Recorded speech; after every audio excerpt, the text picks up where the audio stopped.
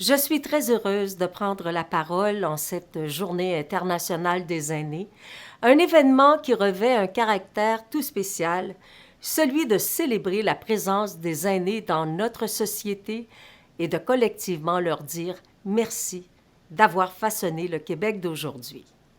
Cette journée est également l'occasion de témoigner notre solidarité à tous les aînés, tout particulièrement ceux qui ont besoin de soins et d'assistance, mais aussi tous ceux qui donnent de leur temps et de leur expérience pour soutenir nos communautés. Comme vous le savez, les derniers mois ont été éprouvants pour les Québécoises et les Québécois et tout particulièrement pour nos aînés. La crise sanitaire que nous avons vécue a donné lieu à de regrettables tragédies, mais elle a aussi permis de révéler une grande résilience dans nos collectivités, notamment chez les aînés. Ces derniers ont fait preuve de créativité, ont su s'adapter à des situations parfois difficiles, comme l'isolement causé par les mesures de confinement. Plusieurs personnes aînées ont choisi d'apprivoiser les nouvelles technologies pour rester en contact avec leurs proches, leurs enfants, leurs petits-enfants et leurs amis, par exemple.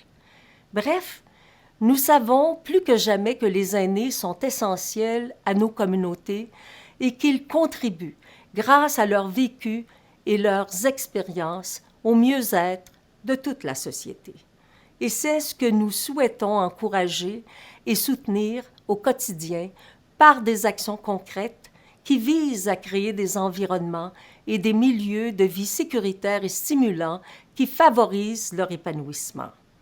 Alors, je veux remercier en terminant la Conférence des tables régionales de concertation des aînés du Québec, de même que tous les organismes qui profitent de cette journée pour valoriser l'apport des aînés à notre société pour leurs efforts de sensibilisation.